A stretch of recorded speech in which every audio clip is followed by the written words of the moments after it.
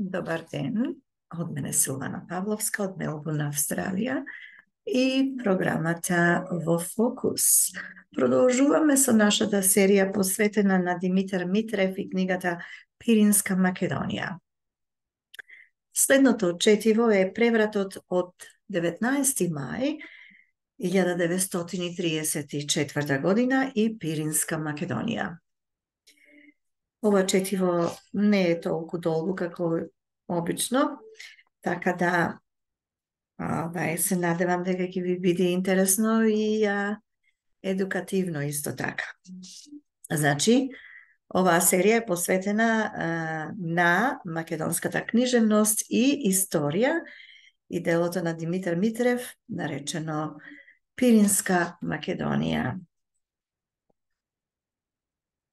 Со воен преврат, извршен на 19. мај 1934 година, беше турната владата на Народниот блок.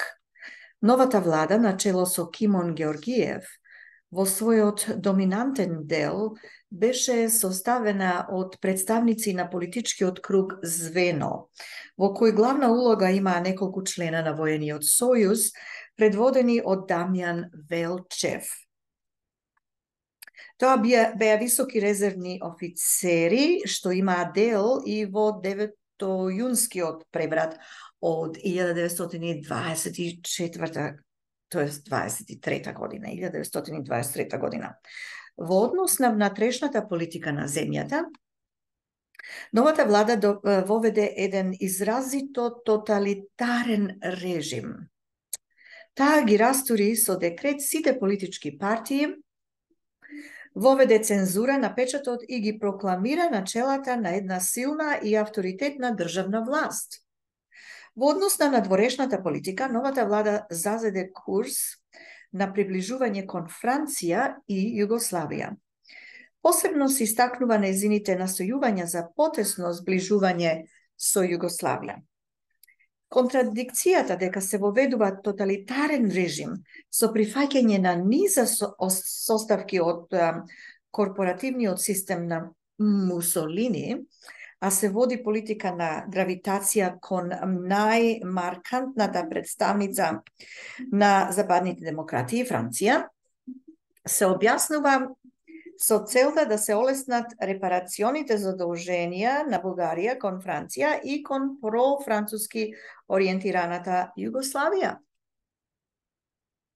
Така, новата влада сакаше да се приближи како практички загрижена за подобрувањето на односите со земјите, победници, па со тоа да придонесе и за меѓународниот углед на Бугарија.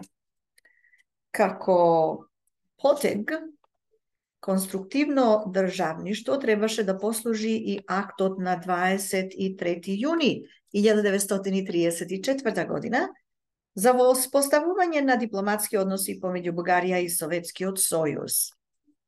При тоа, највлијателните фактори во новата бугарска влада беа настроени изразито антимонархистички.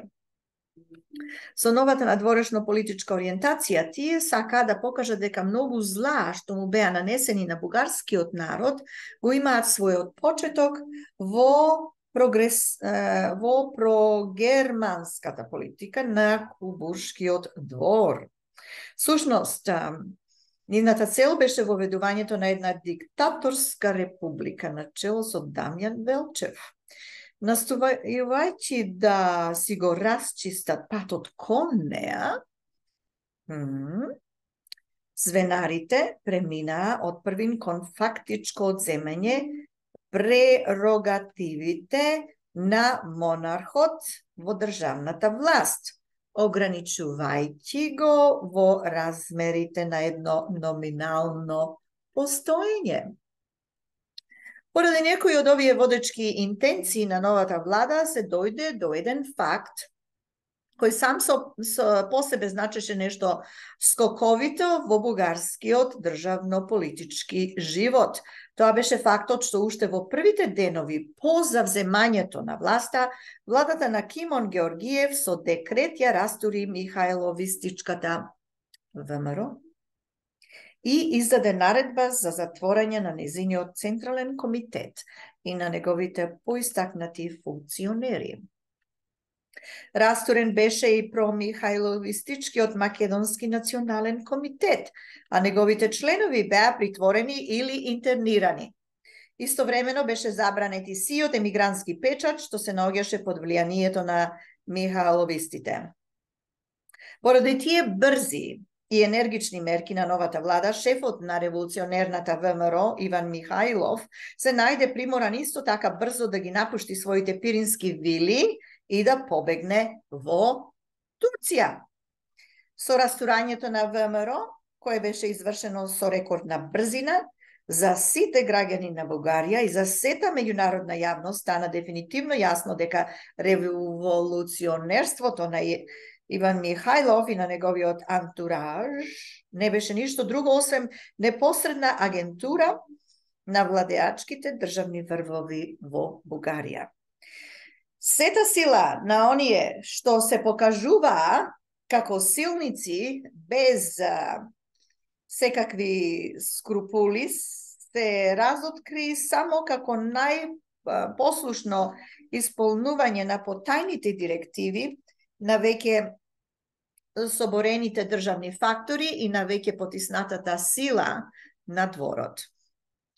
Без таа наредбодавска заднина, илузорно би било она македонство што се прогласуваше како неуништива бојна стража на сета бугарска нација. Македонските маси сето тоа одамна добро го знаеа, но сега и бугарските маси дефинитивно разбраа дека силата на ВМРО е ништо без поддршката на официјалната бугарска политика. Токму размерите на таа поддржувачка најадекватно ги определуваа оние стравотни размери во кои се изрази ВМРО-вскиот бандитизам, од кој пак страдаа и бројни синови на бугарскиот народ. Затоа тој потег на новата бугарска влада, растурањето на ВМРО, остварен речиси во текот на 24 часа, имаше еден силен ефект, и тоа првенствено со чинот на само демаскирањето на носителите на самиот чисто слугински тероризам. И ни еден јунак не се најде во овие 24 часа да ги казни со куршум новите власници. Тие што им праќаа во текот на повеќе од една деценија куршуми на толкумина бугарски државници и политичари, сега паникерски ја спасуваа својата кожа. И многумина обични терористички орудија, откако беа оставени на немилост од нивните шефови, кои побегнаа зад граница, разбараа најпосле дека биле само нивни обични наемници. Независно од фактот што владата на Кимон Георгиев ги носеше обележјата на воено-фашистичка диктатура, незиниот уништувачки акт на воено, тоест во однос на ВМРО, имаше несомнено позитивен одглас кај македонските маси во Бугарија. Овој одглас беше најсилен во Пиринска Македонија. Овој одглас, тоа беше и сосема природно, бидејќи цели 10 години таа македонска покрајна се грчеше во пеколната атмосфера на толерираниот од бугарската државна власт ВМРО-вски бандитизам. И новата бугарска влада не им ги признаваше националните права на пиринските македонци, но при ново создадената политичка состојба во граѓанско правен однос, тие ја делеа судбината на сите граѓани на бугарската држава.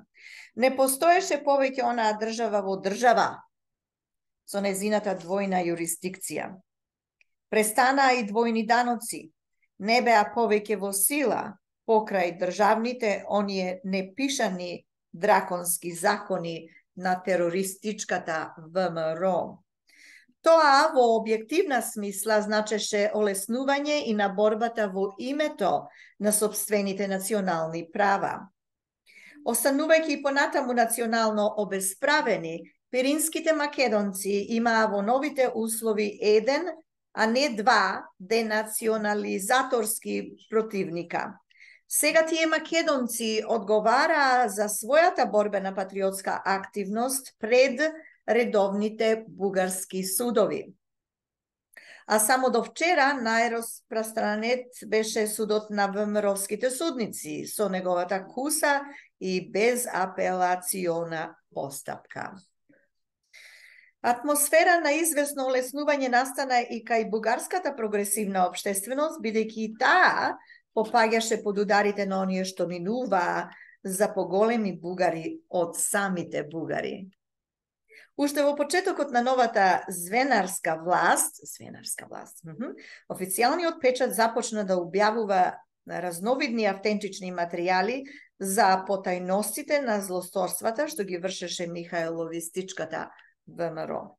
Тоа беа материјали било од запленетата архива на ВМРО, било од сослушувањата на притворените бивши нејзини функционери и терористи, било од оскажувања на блиските на жртвите или во зборувањата на неколкумина што по чудо се беа спасиле од сигурна смрт.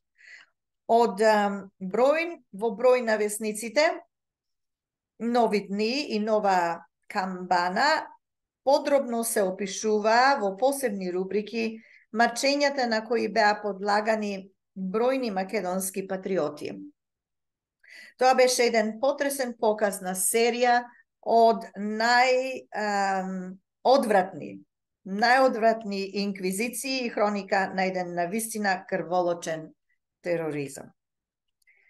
Луѓето ужасени сознаваа многу потајности за разни убиства и грозотии, кои за прв пат излегуваа на виделина.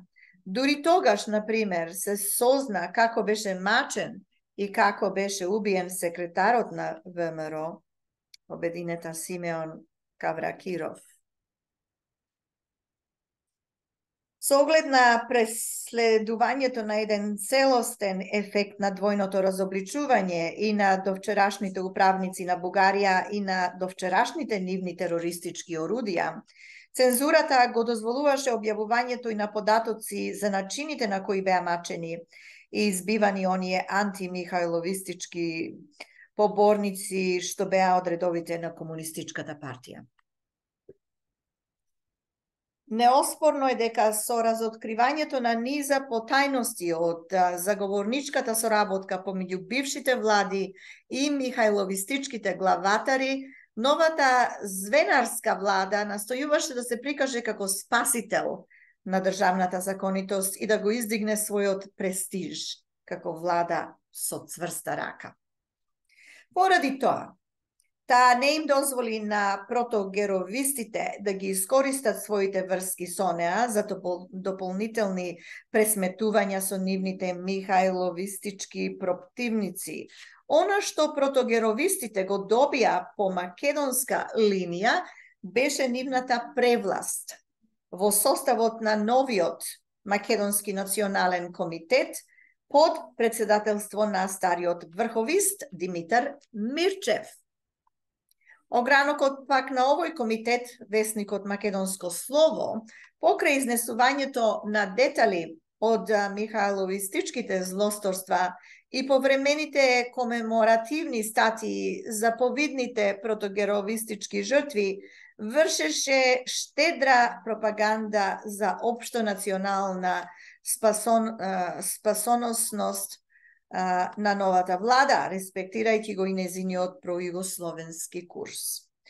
Звенарите го преследуваа со разобличувањето на бившите влади и своето истакнување како реставратори на националното единство и на државниот суверенитет, кој се најде нарушен со чинот на покровителството на она држава во држава.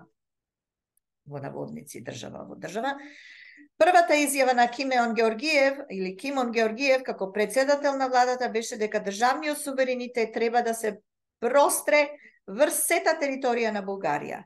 Тоа се изрази во прв ред со неговото целосно воведување на територијата на Пиринска Македонија. Во тоа се состоеше смислата на шумно прогласеното во пропагандата на официјалниот печат ново ослободено Петричко. И со декрет беше расформиран Петричкиот округ за да биде административно присоединет кон Пловдивската област. Но со тоа беше уништена и формалната административна способност на оваа македонска покрајна. Новата влада ја задржа во целост колонијалната положба на Пиринска Македонија. И покрај тоа што во тоа време беше сторено многу за историскиот развиток во Бугарија, Пиринска Македонија и понатаму остануваше без индустрија. Доколку имаше нешто што личеше на индустрија, тоа беа неколку предпријатија од заедничко мануфактурен карактер. Според статистичките податоци од пребројувањето извршено на 31 декември 1934 година, во Пиринска Македонија имало 3887 работници, а нивниот пак мнозински број го сочинувале работниците од складовите за манипулација на тутун и работниците во рудникот Пирин.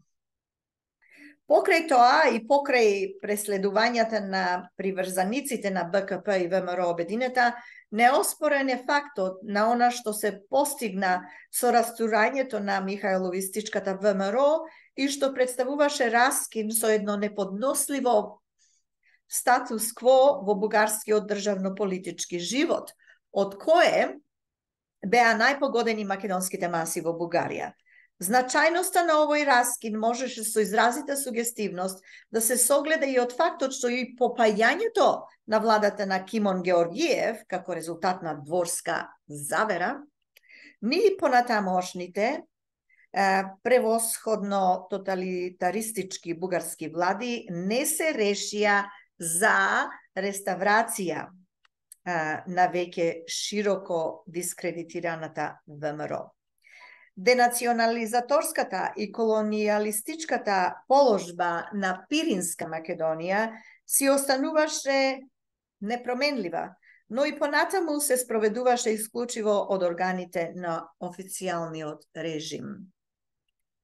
И по сето она што се обележи како трајна последица од објективно најзначајниот акт на звенарската влада на шефот на разбиената на бугарска територија ВМРО-вска банда и на неговиот антураж, им остана само можноста да се пројавуваат во колаборација со усташите на Павелич и да се најдат во отворена агентурска служба на Хитлер и Мусолини, а подоцна и на меѓународната реакција.